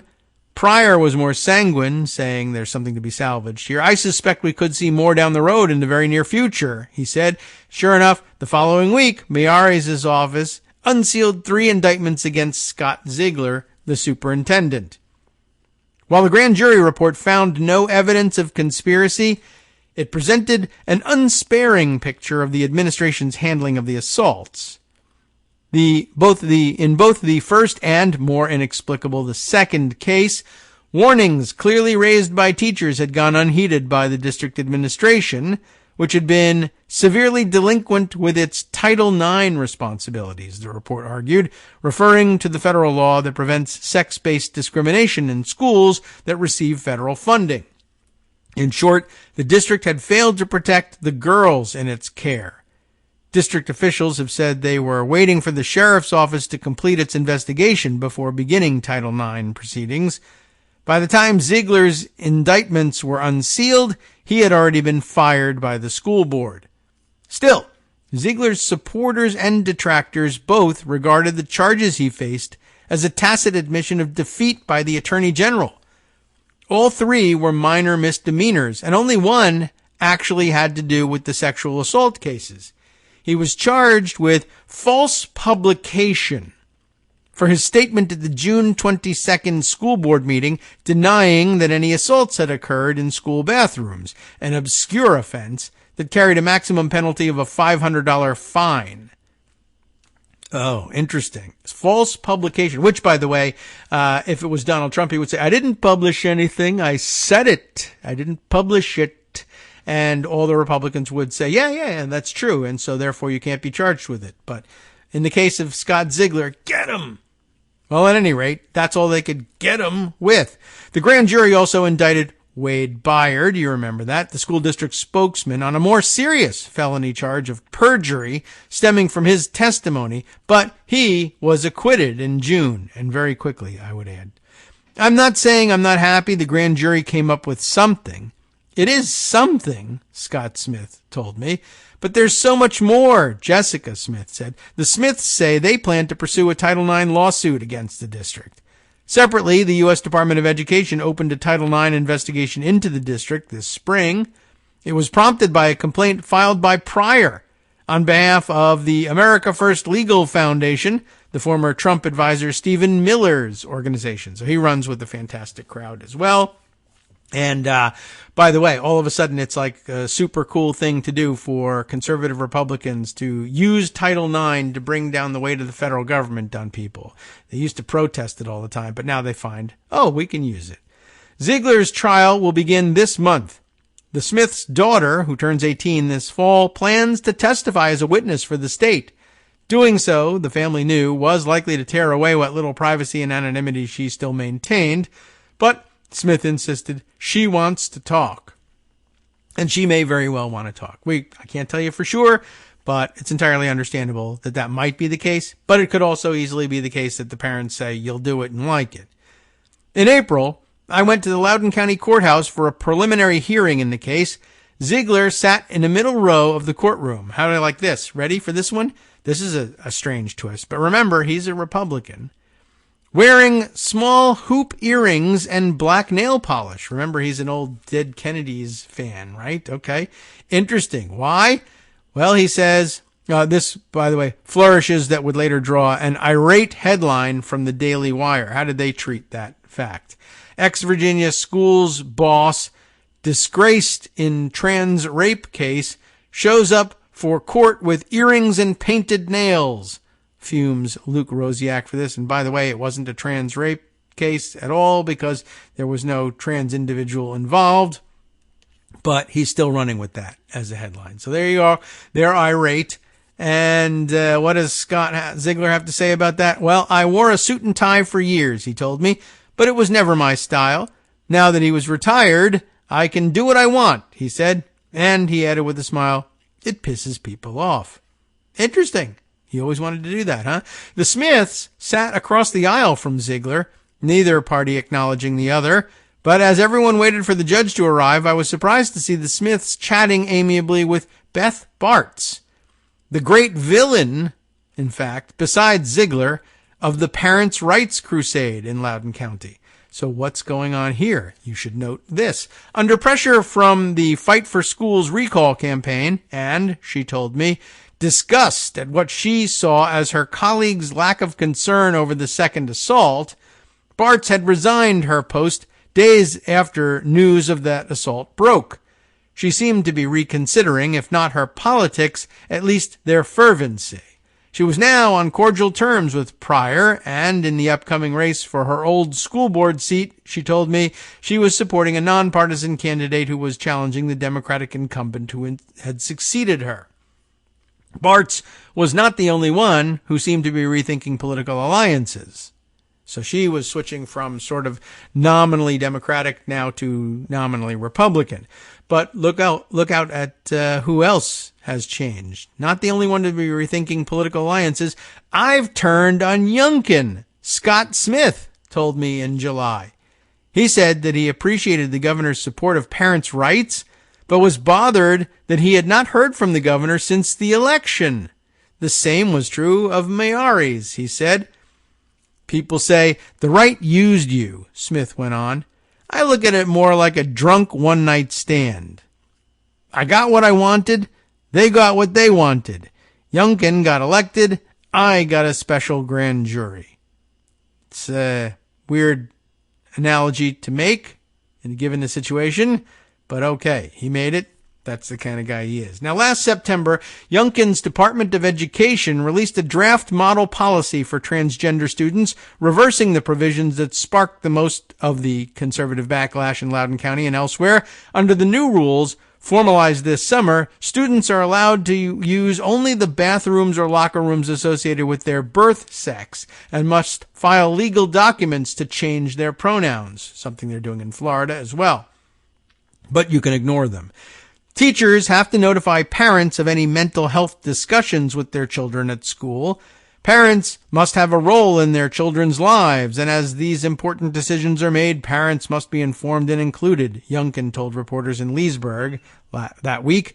Students at schools across the state walked out of class in protest, including nearly 1,400 students at Loudoun County's high schools. It felt like a big step in getting students to realize their potential to speak out, said Caroline Northedge, at the time a high school senior who helped organize the protest in Loudoun County. In Loudoun, the emphasis that was put on empowering parents was really frustrating, she said. The voices heard and the questions asked. All of that very frustrating. And of course, down in Florida, it's only a one-way street, and I suspect that it'll be similarly a one-way street in practice here in Virginia, at least until we're rid of Youngkin. Ian Pryor now works with America First Legal, which in the 2022 election cycle spent millions of dollars in advertising and advocacy aimed at rolling back transgender rights. No surprise, that was what he was aiming at all along. Oh, outrage plus a new job. Hi everybody, it's me, David Waldman. Yes, the same guy who interrupts you all the time. Interrupting you one more time just to tell you again, another reminder that your contributions are what keep this show on the air, and patreon.com, patreon.com, is still among the easiest ways to make the sustaining subscription donations that keep us afloat. Are you ready for the pep talk about how our Patreon campaign is still going strong and growing? Well, too bad. Yeah, the plain fact is we actually are headed in the wrong direction, and whereas we once had about 175 monthly patrons, we're now actually down below 150. Time to recruit some more. Not exactly the kind of news I wanted to share, but there it is. For those of you in a position to support the show, patreon.com does make it easy to make those secure, recurring monthly contributions to do so. Patreon.com/KagroX gets you straight to our donation page. We've been through a lot together. The worst of the pandemic, we hope. The worst of the insurrection, we hope. So go ahead and treat yourself. You don't need an excuse. Give yourself the gift of a little something you enjoy in life. Support the show. And of course, if you happen to prefer using PayPal or even the Square Cash app, we're up and running on those options too. So thanks again, everyone, for all your support. We couldn't, or at least shouldn't, do it without you. Hope you'll be on board soon too. Thanks for all your support.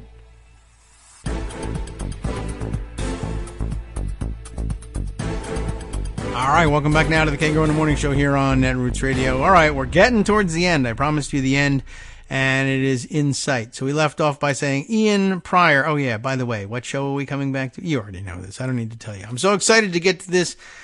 Back to this article. Ian Pryor found himself new work, right? He was a sort of out-of-work Trumper, right, as described by Scott Ziegler in the midst of all of this. Well, he's back at work with the America First Legal Foundation, which has spent millions of dollars fighting against transgender rights. Since 2021, at least 8 states have signed into law bills restricting bathroom use. I asked Pryor why these bills succeeded when similar legislation had so resoundingly failed not even a decade ago. The stridency of transgender rights advocates had probably hurt them, he thought. But he also thought the schools themselves had invited a backlash simply through the newly constant presence of gender in the classroom as a subject of teaching materials and policies and paperwork. Of course, the paperwork is one that you put there. It's not just something they thought about, or rather, it's just not something they thought about until they started paying attention to what was being taught, he said, and how it was being taught. Or at least paid attention to the loudmouths misrepresenting how it was being taught and what was being taught. His theory is supported by public opinion research, which in recent years has consistently shown a turn against transgender-friendly policies in bathrooms, sports, and other areas. Last fall, a Public Religion Research Institute survey, PRRI, found an 18-point shift in favor of restrictive bathroom policies among political independents since 2016, and a 17-point shift among all Americans.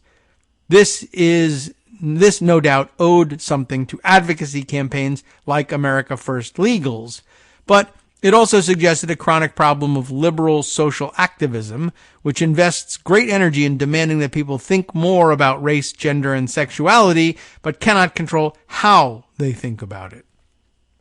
Still, there was reason to be skeptical that this was quite the parents' revolution that Pryor and others claimed. Opposition to transgender rights has become a core tenet of the right's own identity politics. The PRRI survey found that while independents have soured significantly on transgender policies, the largest swing by far has been among Republicans. A minority of 44% supported bathroom restrictions in 2016. By last fall, 74% did. There is good cause to think that Youngkin's victory, too, had more to do with the passions of the base than the alienation of suburban parents. An analysis by the Virginia Public Access Project, mapping the surge in turnout in 2021 relative to the last governor's election, found that the percentage increase was generally higher in rural, heavily Republican counties than in the big suburban counties that took center stage in the school fights. In other words, if the high-profile conflicts over suburban school districts like Loudoun County had driven the surge in interest in the election, that surge was most pronounced among voters who did not have children in those schools. But I've been telling you for several years now that, yes, Youngkin campaigned on Loudoun County and campaigned for a lot of his time in Loudoun County and lost Loudoun County resoundingly. True that he lost by a lot less than the previous Republican candidate, and so that translates into McAuliffe doing, 10 points less than Northam did in Loudoun County. But for all the focus on Loudoun County and all the supposed outrage that was here, some of it which was actually real, but they made it look like Loudoun County had swung hard right, and it really didn't. And as they point out here, most of the outrage was among voters who didn't have children in these schools. And if the shoe were on the other foot, they would be saying, these are outside agitators who are being brought into our district, like Matt Walsh, who for some reason speaks at a Loudoun County School Board meeting.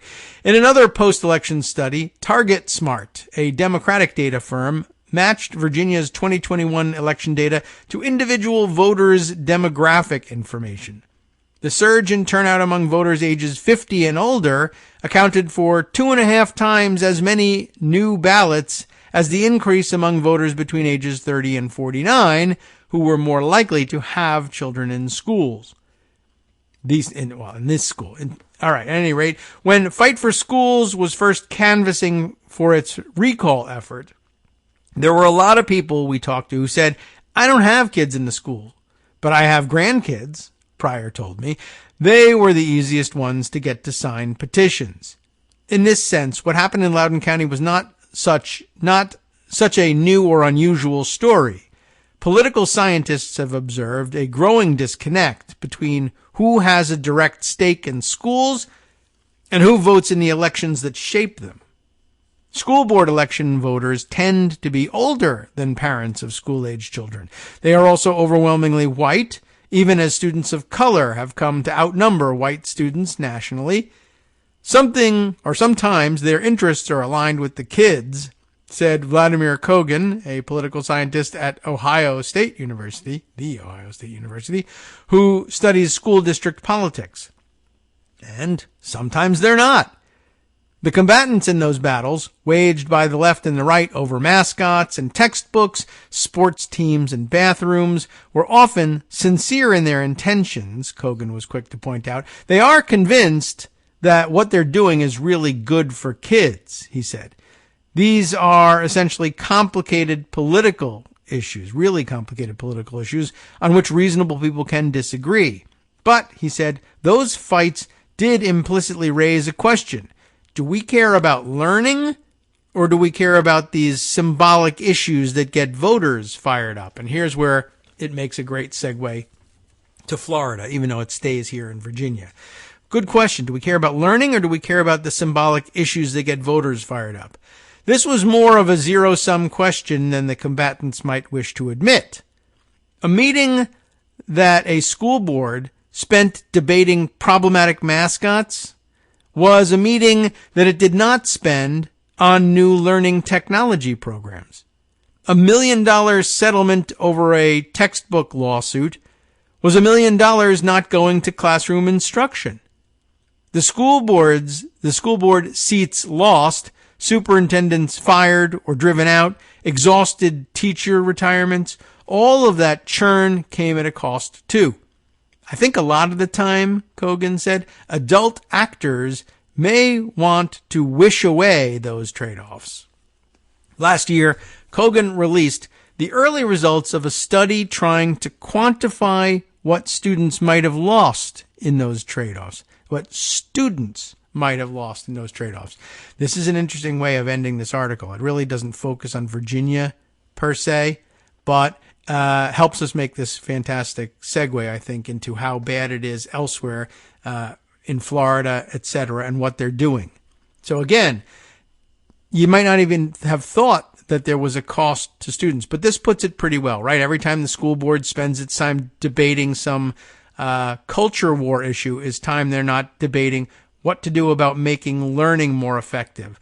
Every time they're paying money to sue somebody or settling a lawsuit, it's money that's not being spent on instruction, etc., etc. So Kogan releases a study about what students might lose in these trade-offs. Looking at more than 500 school districts that weathered local culture war conflicts between 2010 and 2018. 500 school districts. He found a small but statistically robust decline in student math scores compared with districts that had not. Although his data were drawn from earlier controversies, he ended up calling the phenomenon the Loudoun County effect. Oh, bad news for Loudoun County to have something like that named after. The Loudoun County effect, a nod to the most recent cautionary tale. Well-intentioned advocacy, he said, sometimes has unintended consequences. And I guess I would add here, even poorly intentioned advocacy can have unintended consequences, and baseless voter excitement that comes from invented stories or twisting the facts until they finally do meet your criteria so that you can whip up voter fervor will likewise have unintended consequences. Are we interested in learning, or are we interested in political issues that get voters riled up? And you better figure it out, because, while you're out there masquerading as parents, just concerned parents who just want our education for our kids to be as good as it possibly can be, you're damaging the education that they're actually receiving as a result of your work. Maybe you ought to consider that. Unless, of course, you're just a wild hypocrite and gimmitarian, which I think is where you have to land. I'm pretty sure that among this audience, having read these descriptions of the actors in Loudoun County, I think you've probably drawn the same conclusion I have. So, over to Florida and what they're doing with all of this, and parents' rights and how that fig leaf is being stripped away, as Waldo Jaquith, a Virginia resident, quickly points out. This story by Dana Goldstein. Florida schools tried to adapt to new rules on gender, bathrooms, and pronouns. As a new school year begins in Florida this week, parents are filling out a flurry of new forms. Yay, paperwork. Isn't that what everybody wanted from Florida? To be left alone by the government to instead suffocate under a mountain of paperwork. What do they have to do? They got to fill out a flurry of new forms specifying a student's nickname or new name, allowing a child to check certain books out of the library, and opting in or out of health services ranging from counseling to temperature checks, calamine lotion, and ice packs. The new bureaucracy is an offshoot of Governor Ron DeSantis' increasingly muscular push for parental rights in education. Who knew it would come with a mountain of paperwork? I thought he was opposed to that stuff. Parental rights in education, with new laws and regulations that broadly restrict classroom instruction on gender and sexuality, including in high school, and prevent transgender students and staff members from using group bathrooms that match their gender identity. How fantastic. And remember, by the way, all of this started with, we just think that this ought not to be be given to kids under 4th grade. Okay, well, under 6th grade. Okay, well, under 8th grade. Okay, all the way up through 12th grade now. just generally creeping all the way up till no students anywhere can hear about this, even in AP courses. The smartest kids you've got. Teachers will also be barred from asking students for their preferred pronouns, and you can't even ask, and could lose their professional certification for violating the new laws. Of course, they wrote penalties into them. Course lists and classroom libraries are also under the microscope, with districts seeking to excise material that touches on gender and sexuality, including in classics like Romeo and Juliet. Yes, they've gotten themselves in trouble there too. Just as you now have to fill out a form in order to be called Rob if your given name is Robert. Likewise, all this troublesome literature has now ensnared William Shakespeare, among others, as well. Here is how some Florida school districts are interpreting the new laws. First up, they have a form for that. The new regulations have created a bureaucratic tangle, with several counties sending parents forms that must be filled out if they want their child referred to by something other than their legal name. In Orange County, in and around Orlando, we heard about this example. The district told parents that they must fill out the form even if Robert wishes to be called Rob, or if, as they were aiming at, a trans child now goes by Roberta.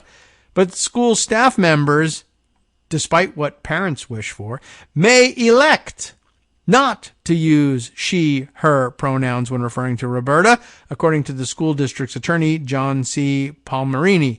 In a memo to district staff, he cited House Bill 1069, ironically enough, a law signed by Governor DeSantis in May, which defines sex as corresponding to external genitalia present at birth, and also broadly restricts instruction on gender and sexuality.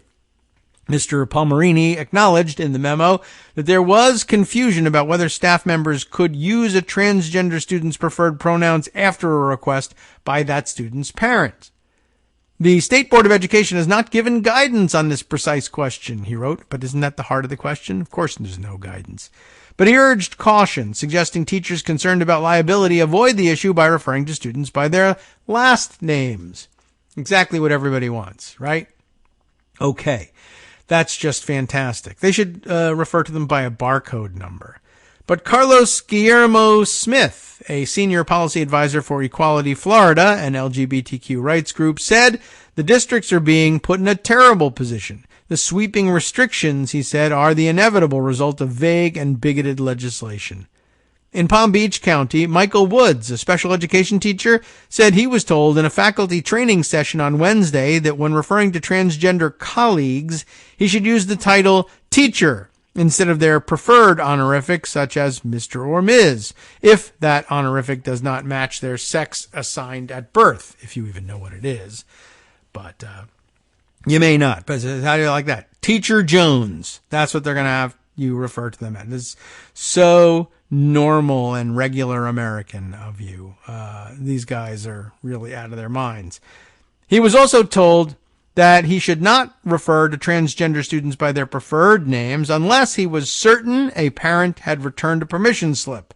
He knew of one specific transgender student, he said, whose parents would be unlikely to do so because of religious objections. It stifles conversation, among other things, I would guess. Mr. Woods said of the new law, it stifles the relationship you built with that young person. Palm Beach County schools did not immediately respond to a request for comment. But once again, all these weird different interpretations and people who will deny that that's the right interpretation, just as we heard last year about, they said I had to get rid of all the books in my classroom until they were cleared by the board. So I took everything out. I covered it all up with sheets. This means you have to teach the other side of Nazism and teach that maybe they had a point, or teach alternative history to the Holocaust.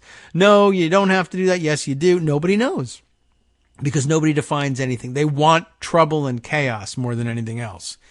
What else is up? New bathroom rules.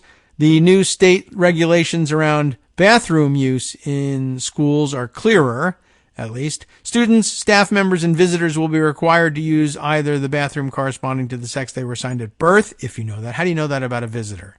You don't know. Or use a single-stall restroom. Districts that violate this law can be fined up to $10,000. which of course just means that if you hate a certain district, you send somebody in to visit and make them use the other bathroom and then have somebody else videotape them doing it and then sue them and get $10,000. Mr. Woods said the rule could essentially out transgender students or staff members against their will, since they might be observed visiting only the single stall bathroom or asking where it is. Literature under scrutiny comes next. In Lee County on the Gulf Coast, parents will receive a new media access form. They can allow their children unrestricted access to library books, prevent any access to library books, or allow their children access to books except those that have been challenged and reviewed for objectionable material, even if the review found the book was not objectionable. Apparently those are the only options you get. There shouldn't, don't you think that the form should say all books, no books, all books that have been challenged, or all books that have been successfully challenged and removed or marked for exclusion or something? I mean, don't you think they should differentiate between the ones that were challenged and found to be perfectly fine and the rest of them? But I don't know why they chose not to do that. Under Florida law, members of the public can challenge any school library book, a process that has often been used to object to works that center on the LGBTQ experience or on concepts such as structural racism, but also pretty much everything else, including some retaliatory strikes against the Bible, if I'm not mistaken. The Lee County School District did not respond to a request for comment, but Christy DeVigili of the Florida Citizens Alliance, a conservative group that supports the new education regulations, said she welcomed the new permission forms. No, she didn't. Even if left-leaning activists could use the same process to dispute books she might approve of. That is the beauty of democracy, she said. There is nothing stopping any parent from any side of the coin from challenging any book in any library. That's actually not the beauty of democracy, but okay. The overall goal, she said, was to give parents the ultimate decision-making authority, which is really what the law is designed for. Except it's not actually being used that way, because you can ignore the parents' wishes if you feel like it when it comes to names and pronouns. A separate regulation now requires that a state-certified media specialist reviews individual classroom libraries, that's impossible, to ensure that no book contains banned content such as depictions of, quote, sexual conduct. That has led to some confusion. Hillsborough County in Tampa initially told educators that meant they could assign excerpts from Romeo and Juliet, but not the full play, which implies that the teen lovers consummate their romance. Oh my. But that guidance, while potentially in line with the law, seemed to buck state policymakers' intentions. On Tuesday, the state education commissioner, Manny Diaz Jr., named Romeo and Juliet a Book of the Month for August, alongside Up From Slavery by Booker T. Washington.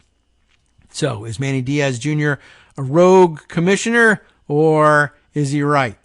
On Wednesday, Hillsborough Interim Superintendent Van Ayers sent a letter to the community acknowledging that the Shakespeare guidance had, quote, unfortunately created some confusion. To be clear, we are teaching Shakespeare in a variety of ways in high schools, everything from short excerpts to full novel readings, he wrote. So, not answering the question. What about Romeo and Juliet? Well, we're doing it in a number of ways. Yeah, what ways? A number. No, which? I'll get back to you on that. Courses under fire is next. The broad restrictions on instruction about gender and sexuality have threatened a number of courses, including advanced placement psychology. The College Board, which runs the AP program, advised Florida districts not to offer the class, saying the banned material was central to the discipline, and Florida students who took the class might not qualify for college credit. On August 4th, Mr. Diaz told superintendents that he believed the class could still be taught in its entirety. Diaz apparently disagrees with everything, and the College Board walked back its previous statements. But given the conflicting guidance, districts are scrambling to figure out whether they should stick with the popular class or seek out alternatives. The Florida Department of Education did not immediately respond to a request for comment. There's also the matter of sex education, of course, a perennial problem. Previously, local districts had some discretion on how it was taught, though the state required an emphasis on abstinence. Now the state is asserting the power to approve all curriculum materials and requiring that students be taught that the male and female reproductive roles are, quote, binary, stable, and unchangeable, unquote. That's it. We got to the end of that one. So you can see how these things are being used in reality and how, when it comes right down to it, they want what they want because they're gimmitarian. And if parental rights suddenly get in the way of them, then they can be swept aside, given the back of the hand. Screw those parents. We don't need their input or their permission for anything. Okay, man. That's really something. We'll save the latest Clarence Thomas stuff for tomorrow. We got the gist of it, certainly. And, well, that's pretty amazing all by itself. How about this? Let's close for today with, well, let's see. Which one should we do? I got a couple of them here. One, maybe we'll do this because this could be upcoming. Sooner rather than later, a piece from the Atlanta Journal-Constitution from Tamar Hollerman warning us, letting us know that the harassment really, of Fulton poll workers could be a subject of the upcoming Trump indictments.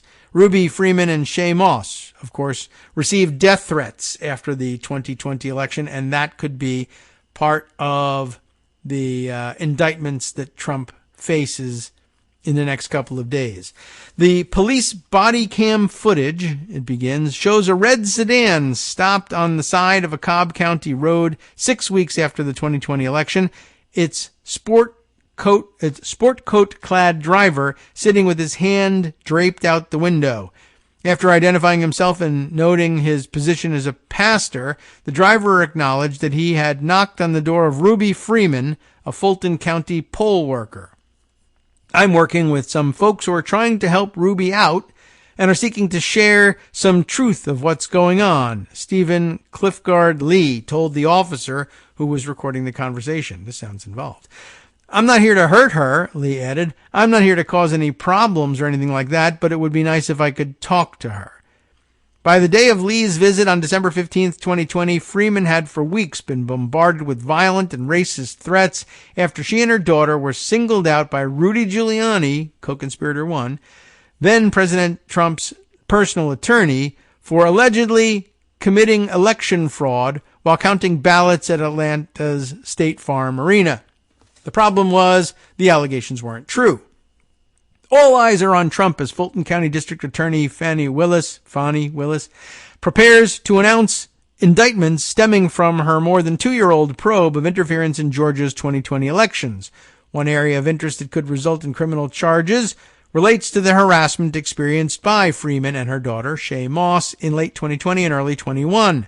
Both poll workers testified before the special grand jury in Fulton that spent nearly 8 months helping Willis compile evidence and later recommended a series of indictments. Several jurors interviewed by the Atlanta Journal-Constitution, who spoke on condition that they not be identified, said they were deeply affected by the mother and daughter's testimony and found no evidence of wrongdoing on their part. The grand jurors approved legal summons for several people who visited Freeman's Cobb County home or spoke to her over the phone in an alleged attempt to convince her to falsely implicate herself. 3 of those people, Lee, who was caught on the body camera footage earlier mentioned, Trevian Cuddy, K-U-T-T-I, and Harrison Floyd did not end up testifying before the special grand jury, the jurors said. Several jurors indicated the group was on the same page in terms of recommending charges for people who were involved in harassing the poll workers, though they refused to disclose whom they had suggested. Willis will make the final call on indictments, though it will be up to a separate grand jury to greenlight any charges. A Willis spokesman declined to comment. Freeman and Moss declined interview requests, but their attorney, Vaughn DuBose, said, "We hope to see accountability for those who led and profited from the smear campaign against Ruby and Shay." Now, Freeman and Moss were first named by Giuliani and his colleagues during a December 3rd, 2020 hearing before a Georgia Senate subcommittee. That's mentioned in the indictment. "Look at them scurrying around with ballots," said Giuliani, pointing out the two in excerpted surveillance footage from the arena. "Nobody in the room, hiding around. They look like they're passing out dope, not just ballots. It's quite clear they're stealing votes. It is absolutely not. His allegations that Freeman and Moss were handling suitcases stuffed with fake ballots were quickly picked up by conservative outlets and Trump himself, who mentioned Freeman by name 18 times in his infamous January 2nd, 2021 phone call with Georgia Secretary of State Brad Raffensperger. The allegations were quickly proven false by both state investigators and Trump's own Justice Department. The suitcases of ballots were official ballot containers, and the poll workers were just doing their jobs, law enforcement concluded. What Giuliani posited could be USB drives, he said ports, being passed between Moss and Freeman was actually a ginger mint. Moss later told the congressional committee investigating the January 6th attacks on the U.S. Capitol. But that didn't stop the misinformation. Lee, who resides outside of Chicago, visited Freeman's house less than 2 weeks after Giuliani spoke at the meeting. Time for me to roll this music and get out of here. After that effort proved to be unsuccessful, Lee allegedly reached out to Floyd, who briefly ran for a suburban Atlanta U.S. House seat before serving as director of Black Voices for Trump. Lee asked Floyd to arrange a meeting with Freeman, according to his summons from the special grand jury, which cites an interview Floyd did with Reuters. Floyd told the wire service that Lee had contacted him because he believed Freeman would be more likely to trust a black stranger. Floyd, in turn, reached out to Cuddy, a one-time publicist for R. Kelly and Kanye West, and she visited Freeman on January 4th, 2021. She told Freeman that an armed squad of federal officers would approach Freeman and her family within 48 hours and said she could help if Freeman confessed to committing election fraud. Wow. So, I think we actually knew that story already, but we should all be reminded of it. I got to cut out at this point, even though there's much more to the story. Just wanted to, I think it's all pretty much known to you, and it explores more deeply known territory, but just wanted to let you know that could be pending as part of the indictments that are brought down in Fulton County. Now, time to hand things over to Justice Putnam for the West Coast Cookbook and Speakeasy right here on Netroots Radio next. And let's just give a quick look at the summary and see what we can pull out of interest after this. From netrootsradio.com, you have been listening to Kagro in the Morning with David Waldman. Here we go. Some other directions here. And a win for unions. The White House unveiled wage rules for federal projects. Los Angeles striking hotel workers are being roughed up by hotel security goons. And a white supremacist has been threatening to attack the power grid unless 2 neo-Nazis who were arrested by the FBI for bank robbery are released.